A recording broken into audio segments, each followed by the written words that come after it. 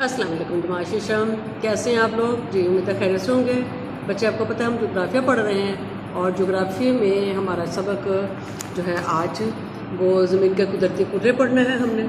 ठीक है, इसमें कुदरती कुर्रों में जो हमारे पास सबसे पहले है कुर्रा हवाई। और पहले हम कुदरती कुर्रों की बात करते हैं कि कुदरती माहौल के पेश नज़र ज़मीन का मुताला 4 कुर्रों के तहत किया जाता है, जिनमें कुर्रा हवाई, कुर्रा हिजरी, कुर्रा आबी और कुर्रा हयाती शामिल है। ठीक है, मतलब कुर्रे से मुराद है, कुर्रा हम गोल चीज़ को कहते हैं। ठीक है, जैसे आपकी बुक में जो है यहाँ पे ये इसकी वजाहत की है, ये बताया मैं आपको कि ये 4 कुर्रे बनाए हुए हैं। कुर्रा हवाई है, कुर्रा हिजरी है, कुर्रा आबी है और कुर्रा हयाती है। तो हम इसको एक्सप्लेन जब करेंगे तो हम आपको बताते हैं कि कुर्रा हवाई क्या है। तो आप अपनी बुक्स खोलिए, सफ़ा नंबर 34 पे है, बुक्स खोलिए, आप उसमें रीडिंग देखिए कि मैं रीडिंग कर रही हूँ, आप भी रीडिंग कीजिए कि हमारी ज़मीन के इर्द गिर्द मुख्तलिफ गैसों व मुश्तमिल हवा का एक गिलाफ मौजूद है जिसे कुर्रा हवाई कहते हैं। तो कुर्रा हवाई क्या है? कुर्रा हवाई मुख्तलिफ गैसों के गिलाफ जिसमें जो है मुख्तलिफ गैसें हैं। कौन कौन सी हैं? नाइट्रोजन है, कार्बन डाइऑक्साइड है, ऑक्सीजन है, ओजोन है, आबी बुखारात हैं और खाकी ज़रात हैं। ये एक गिलाफ की सूरत में है। तो हमारी ज़मीन के इर्द गिर्द मुख्तलिफ गैसों का जो गिलाफ है, गिलाफ की सूरत में, उसको कुर्रा हवाई कहते हैं। इन गैसों में कौन कौन सी गैसें शामिल हैं वो हमने आपको बता दिया कि कौन कौन सी शामिल हैं। इन सब गैसों में सबसे ज़्यादा अहमियत की हामिल है ऑक्सीजन। ठीक है, सबसे ज़्यादा अहमियत की हामिल है ऑक्सीजन। आपको पता है ना, हम ऑक्सीजन में सांस लेते हैं। ठीक है, जो इंसानी ज़िंदगी के लिए बहुत ज़रूरी है। दूसरे नंबर है कार्बन डाइऑक्साइड गैस। अब कार्बन डाइऑक्साइड गैस की क्या खूबी है?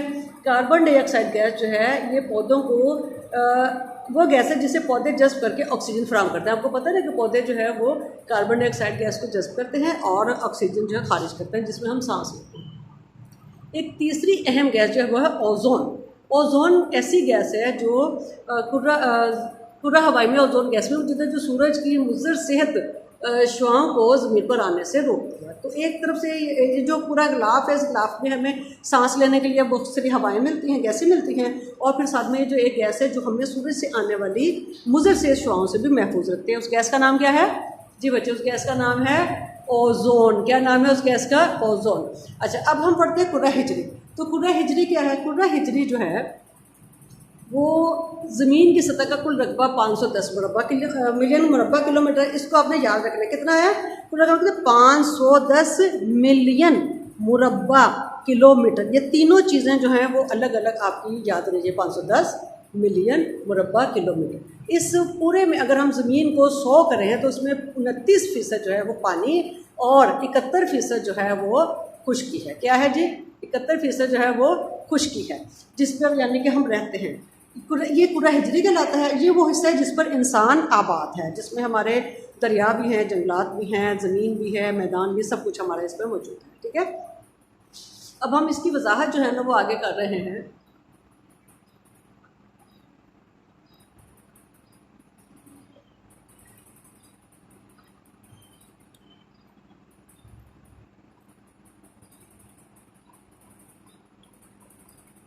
जी, तो हम देखते हैं कि ज़मीन का कुल रकबा जो है वो हमने बता दिया आपको। फिर इसमें जो है ना पहाड़ हैं और पहाड़ों में मैदान, जंगलात और सहरा वाक़ हैं, जो पौधों, जानवरों, इंसानों के रहने के लिए मुख्तलिफ माहौल फराहम करते हैं, यानी जानदारों के लिए रहने का माहौल फराहम करते हैं। फिर इसमें चट्टानें भी हैं और मादनियात भी। मादनियात आपको पता है ना, जो 2 या 2 से ज़्यादा अनासर के मजमूए को मादनियात कहते हैं। मादनियात मुख्तलिफ किस्म की हैं, जिसमें तेल, गैस भी है, पेट्रोलियम भी है, नमक भी है, फिर इसमें जिप्सम है, लोहा, तांबा, ये सारी चीज़ें जो है मादनियात कहलाती हैं, जो हमें ज़मीन से मिलती हैं। ठीक है, और इन चीज़ों को इंसान अपनी इस्तेमाल में लाता है। मादनियात जो भी उनको इंसान अपने इस्तेमाल में लाता है। फिर इसी हिस्से पर, ये जो चट्टानें हैं, इसी हिस्से पर जो चट्टानों की टूट फूट से जो है मिट्टी वजूद में आती है। बुक आपने खोली हुई है, आपके सामने है, वीडियो भी देखिए आप। मिट्टी वजूद में आती है जिसमें कुदरती नबातात नशोनुमा पाते हैं, यानी मिट्टी में ये जो चट्टानें मिक्स हो जाती हैं तो ये इससे ज़मीन ज़रख़ेज़ हो जाती है, जिससे हमारी जो है फसलें पैदा होती हैं और इंसान उनको फसलों को उगाता भी है और उनको खाता भी है। तो बच्चों, उम्मीद है कि आपको समझ आ गया होगा सबक। तो आपने सबक को अच्छी तरह से देखना है, वीडियो को भी अच्छी तरह से देखना है, पढ़ना भी है, समझना भी है, और बुकलेट पे जो आपको सवाल दिए हुए हैं उन सवालों के जवाब भी आपने जो है अपनी कॉपी पर लिखने हैं। ठीक है, तो डिटेल से मैंने आपको सबक बता दिया है, सवाल आपके सामने हैं, तो ये सवाल आप देखिए, इनको नोट कीजिए और अपनी बुकलेट पे चला रही है। क्योंकि बच्चों, अल्लाह हाफ़िज़।